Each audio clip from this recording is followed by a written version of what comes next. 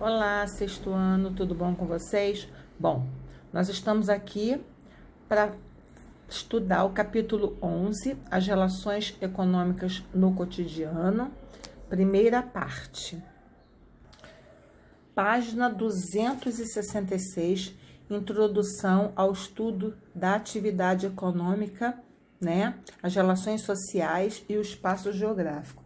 Então, é importante saber que o espaço geográfico corresponde ao espaço constituído pelas atividades humanas e pelas sociedades, sendo por elas exploradas e correntemente transformada, tá? Correntemente foi transformada por quem? Pelo homem, tá?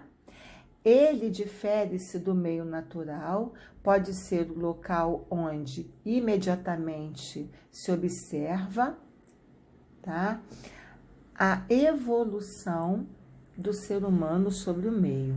Então, nós já estudamos, né, o espaço geográfico, que é o resultado da alteração realizada por nós. Nós quem é? O ser humano. Então, vamos marcar o primeiro parágrafo, quando fala das relações sociais e o espaço geográfico. Vamos marcar também o último parágrafo, quando fala. Chamamos de relações sociais. O que se refere à palavra relações sociais? Refere-se ao relacionamento entre dois ou mais indivíduos, né, no interior de um grupo social. Então, nós chamamos de relações internacionais, sociais, a interação estabelecida pelos indivíduos. Esse indivíduo pode ser um ou dois ou muito mais dentro de um grupo social. Então, olha aqui, ó, a inter-relações sociais aqui, ó, pelas pessoas, tá? Então, as relações sociais, ela se refere ao relacionamento de duas ou mais indivíduos. Esse relacionamento social pode ser amizade, né? Pode ser por trabalho, tá? Então, forma-se, pode ser pela família, esse grupo social pode ser uma família, esse grupo social pode ser os amigos do trabalho, esse grupo social pode ser amigos de escola, tá bom? Página 267, vamos marcar o primeiro parágrafo quando fala que as relações sociais ocorrem em ambiente cada vez mais humanizados, né? O que quer dizer ambientes mais humanizados? Ambientes onde tem muitas o quê? Muitas pessoas, tá? Aí, como que eu falei, sejam criados modelos segundo a necessidade do ser humano, tá? Que necessidade é essa? Essa relação social, ela pode ser uma relação social familiar, ela pode ser uma relação social pelo colégio, uma relação social pelos amigos, tá bom? Né? Segundo a necessidade. Nesse processo de transformação de grupo natural, o indivíduo cria seu próprio ambiente, baseado, né, em técnicas que obedecem e servem à sociedade, tá? Quando fala que as relações sociais, tá, do dia a dia, da vida, do ambiente artificializado, o que é um ambiente artificializado? É um ambiente feito por quem? Pelo homem, tá? A escola, a nossa casa, né? Foi feita por quem? Pelo homem. Por isso, a presença humana, tá? Em um espaço não pode ser classificado como o espaço geográfico, tá? Então, o espaço geográfico corresponde ao espaço construído pelas atividades humanas e pelas sociedades, tá? É importante a gente saber esse processo. Vamos aqui agora embaixo falar sobre os elementos fixos e fluxos, tá? Então, vamos marcar o primeiro parágrafo, que o ser humano cria objetos, cria técnicas, né? Pode ser uma praça pública, pode ser um shopping center, um aeroporto, uma avenida. O homem, ele transfere, né? ele tem a necessidade de refazer esse espaço geográfico, tá? Então, ele cria esse espaço geográfico. Ele tem um espaço natural, tá?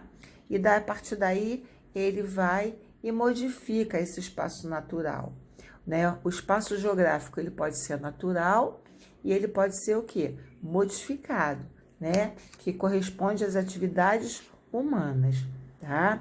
Vamos marcar o segundo parágrafo quando fala do professor Milton Santos, que era um excelente, né, professor de geografia, né? Ele dividiu o espaço geográfico em dois objetos, em fixos e fluxos, tá? Então, na geografia, o fixo e fluxo são aqueles elementos que formam a parte do espaço. Que espaço? Do espaço geográfico, onde os elementos fixos permitem ações que modificam o próprio local, enquanto que os fluxos são resultados direto ou indireto das ações e repassam ou são instalados nos fixos, modificando seus significados de valor. Então, olha aqui, fixos são pessoas que vivem ou visitam, né, como casas, né, como casas, avenidas, prédios, edifícios. Já os fluxos são pessoas que vivem ou visitam o espaço nas informações que nela circulam, como dinheiro e todos os outros elementos, tá? Por exemplo, os fixos, eles cumprem as funções, tá? Então, resumindo o que é fixo e fluxo. Fixo é a nossa casa, tá? A nossa casa, né? Ou a casa das pessoas que a gente visita, nossa vovó, vovô, tá? Tá? Esse é o fixo, tá? Já o fluxo, né? É quando a gente vai para algum lugar, tá? Obtém a informação, por exemplo, a escola é um fluxo. Vai lá, vocês estudam e depois vocês voltam para a casa de vocês, que é o fixo, tá? Segundo Milton Santos, tá? Na geografia, o fixo e o fluxo são aqueles elementos que formam parte do espaço. Do espaço que? Geográfico. Então, vamos marcar todo o segundo parágrafo quando fala do fixo e fluxo. Página 268, trabalho e emprego. Bom, o trabalho, né, é um ramo de geografia humana que se dedica ao estudo da interação entre o trabalho e o território, tá? Nomeadamente no que diz respeito às mudanças causadas por qualquer atividade física ou intelectual, realizada por um ser humano, cujo objetivo é transformar ou obter algo da natureza como objetos produtivos ou econômicos, né? No caso aqui, o cara está colhendo, né, tomate, ele está transformando, né, está obtendo algo da natureza, que é o tomate, para ele poder ter lucro econômico nesse trabalho, que é o cultivo do tomate. Ele podia estar cultivando outro elemento, ele podia estar cultivando animais, né, que é algo da natureza, para obter o quê? Para obter o dinheiro no final. Então, vamos marcar o primeiro parágrafo, quando fala que o trabalho é atividade física, né, ou intelectual realizada pelo ser humano, já expliquei sobre isso, né? Vamos marcar também o segundo parágrafo, né, quando fala... também é possível identificar pessoas, né, que ganham com atividades, né, que trabalham por sua conta própria. Aquela pessoa que trabalha por sua conta própria, nós chamamos de autônomo, né? Autônomo é aquela pessoa que trabalha sem carteira assinada, tá? Aquela pessoa que trabalha sem carteira assinada, nós chamamos de autônomo, tá? Ah, ela perdeu o emprego por algum motivo, resolveu abrir o seu próprio negócio. Bom, no momento em que ela resolveu abrir o seu próprio negócio, ela está trabalhando por si própria, nós chamamos de autônomo, tá? Então, trabalho é um ramo da geografia, tá? Humana, que se dedica ao estudo da interação entre o trabalho, né? O trabalho e o território, tá? Entre o território. Nomeadamente no que diz respeito às mudanças causadas por qualquer atividade, seja ela física ou intelectual, pode ser um professor também, tá? Realizada por qualquer ser humano, cujo objetivo é transformar e obter algo da natureza como objetos produtivos ou econômicos. No caso aqui, o objeto é a natureza, é o tomate, para transformar em dinheiro, ok? E o autônomo é aquela pessoa que trabalha por si só, tá? Por conta própria, ok? Vamos marcar relações trabalhistas. O que são relações trabalhistas? São os vínculos estabelecidos no universo do trabalho. São as relações entre o trabalho e a mão de obra, tá? Quem é a mão de obra? É aquela pessoa que presta o serviço para o dono do estabelecimento, tá? Ok? É o empregado, tá? E esse empregado é pago pela entidade empregatícia, tá? Pelo CLT. O que é CLT? É a consolidação da lei trabalhista, é a carteira de trabalho, tá? Então, aquele trabalhador, né, como ele não é autônomo, ele trabalha por CLT, tá? Então, ele simplesmente, a CLT regula, né, as relações trabalhistas, tanto do trabalho urbano quanto do trabalho rural, tá? Então, todo mundo que trabalha na área urbana, a maioria tem carteira assinada, ou rural também tem carteira assinada, mas também tem aqueles autônomos. Quem são autônomos?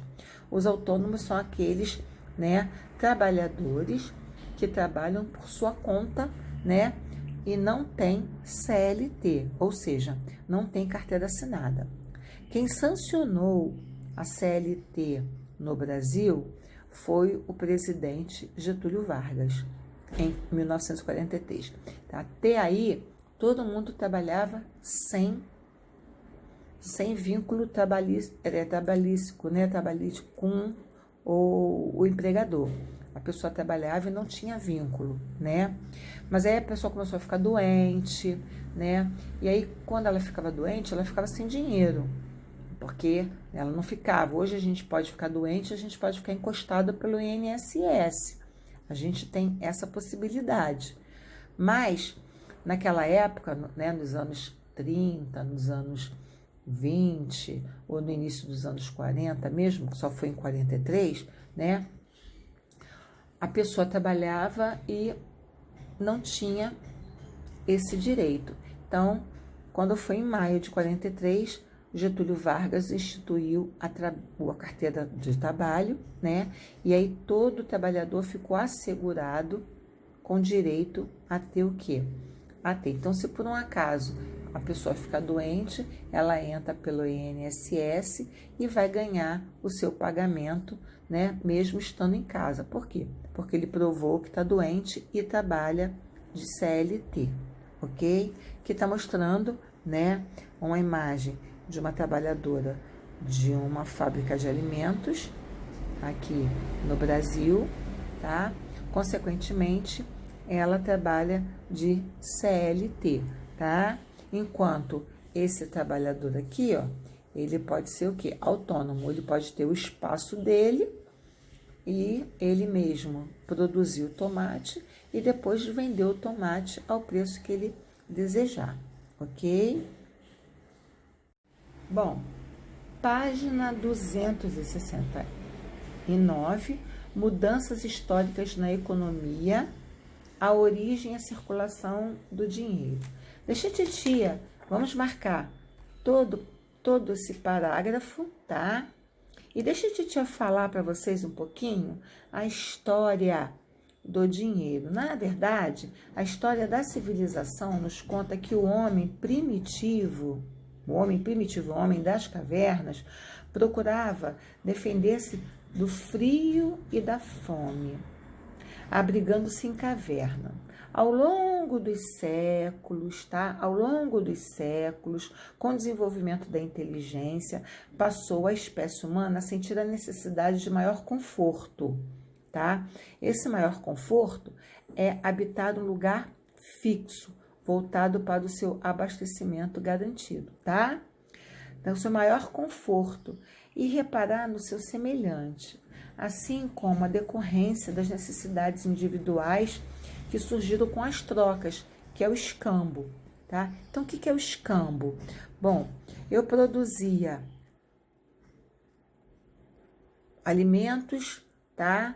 Eu produzia leguminosas, eu produzia no meu sítio, o que sobrava eu trocava, tá? Então, essa troca de mercadorias, né? Ah, eu tenho muito tomate, a minha vizinha tem muita batata, eu não vou utilizar esse tomate todo. Aí eu bato na minha vizinha e falo, vamos trocar? Eu te dou tantos tomates e você me dá tantas batatas.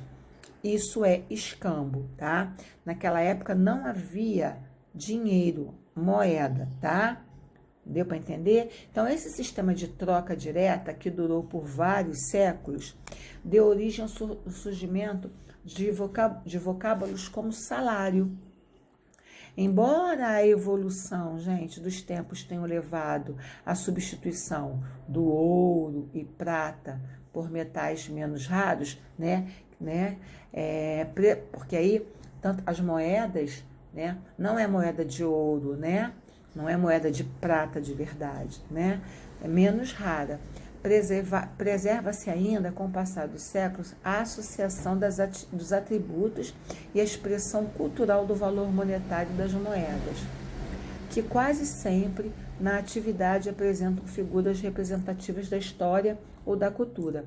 Tanto as moedas quanto as cédulas, elas apresentam figuras representativas, né, da história da nossa cultura. Então, a partir dessa necessidade, depois do escambo, houve-se a necessidade de quê? Houve-se a necessidade de a gente manter a palavra o quê? Dinheiro. Então, vamos marcar o último parágrafo quando diz: o escambo era realizado por produtores extraídos da terra, tá? Então, tudo que eles tinham, eles levavam para outro lugar e trocavam-se os mantimentos, tá? Tá vendo a foto aqui? Tá? Eles trocavam esse mantimento. Dessa forma, o ser humano estava com atividade gerando o primeiro tipo de riqueza, a primitiva, aquela que é extraída da terra por meios de atividades ligadas por ela. Todos esses alimentos aqui são extraídos da onde? Da terra. E a partir daí, eles começaram, não serviam mais para eles levavam e faziam a troca, o escambo. Página 270, tá? Aí, ó, já está mostrando o papel moeda, né? Então, com o passar, vamos marcar o primeiro parágrafo. Com o passar do tempo, algumas mercadorias passaram a ser mais aceitas e tornaram moedas mercadorias, ou seja, nós trocávamos aquela mercadoria pelo quê? Pela moeda, tá? Sendo utilizada. O nosso dinheiro passou por muitas fases. Nós tivemos os réis, 1000 réis, depois nós tivemos o cruzeiro, depois nós tivemos o cruzado, depois nós tivemos o cruzado novo, para chegar ao real, tá? Nós passamos por vários tipos, né, de moeda. Então, o sal, tá? No caso, né, o sal, o gado, eram moedas de mercadoria. A palavra salário, ela vem do sal. O sal era aquele aquele sal, não é fininho, refinado não, era aquelas pedrinhas. Então, eles colocavam no saco e vendia, tá? Então, a palavra salário veio do sal, tá? Eles trocavam o sal, gado em outros, né, outros produtos, né? Por isso, tá? Eles trocavam, às vezes, eles queriam uma coisa mais cara e trocar batata, laranja, não valia a pena. E aí eles, né, como o sal valia muito e o gado valia muito, eles serviam como moeda, mercadoria, até chegar o dinheiro, tá bom? E aí a palavra capital começou a ser usada muito, né? Muito, né? Ela capita, que significa cabeça, né? Cabeça de gado, né? E hoje cada cabeça de gado vale um dinheirão. Então, a palavra sal advém do, né? Advém do sal. Vamos marcar também o penúltimo parágrafo quando diz: os ourives negociantes de ouro e prata possuíam cofre, né? Porque antigamente as moedas eram de ouro e prata. Então, na época, não tinha cédulas, ou seja, papéis, moedas. Essas cédulas só vieram mais tarde, tá? Quando se instaurou o banco. O primeiro banco aqui no nosso Brasil, tá? Foi o Banco do Brasil. E aí, a partir daí, começaram-se a fazer o quê? Cédulas, papéis cédulas, tá? E o dinheiro, vamos marcar o último parágrafo, é a representação da riqueza real produzida pela sociedade, né? Agora, tende a ser desvalorizado. Por que agora o homem já fez uma cédula de R$ 200, né? Ou seja, quanto mais uma cédula de R$ 200, isso está fazendo o quê? A desvalorização do nosso dinheiro, tá bom? Para casa, página 271. Beijo, meus amores.